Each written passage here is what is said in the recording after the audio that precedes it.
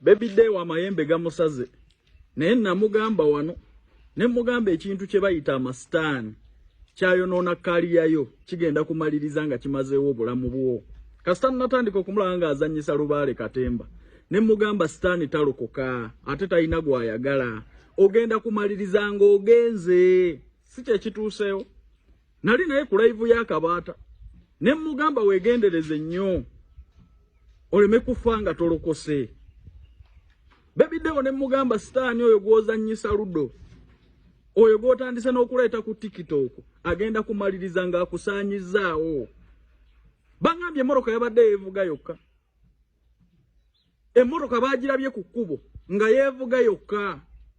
Nga Lubaale amutwala Magombe. Naye namugamba ne mugamba Baby Deo weegendereze nnyo. At least lokoka.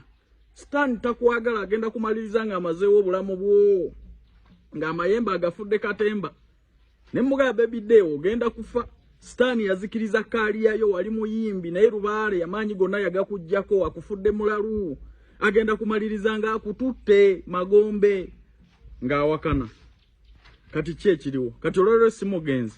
Nammwe mwenna abali mu byama sitaani bijja kumaliriza nga bibalidde.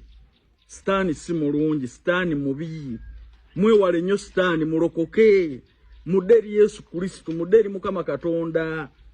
Lubaale k'omwesembereza bw'oti amajini amasitaani gagenda kumaliriza gatutta obulamu bwo. Baby Deo abadde wano ng'azannyisa amayembe Ludo. Bw'agamba njaga kusindikira eno, bw'agamba nja kukola bwe nti naye namulabula. Kabaata ye mujulizi wange.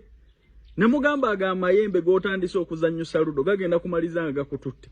Weetunuulire otunuulire kaliyayo. Wali musajja muyimbi. Wali okuba hiti ku hiti. Okuva lwe watandika ebyamasitaani toddangamu wadde okugeegenya wadde okubeera upcoming artist. Ne mugamba sitaani agenda kumaliriza nga akusaze.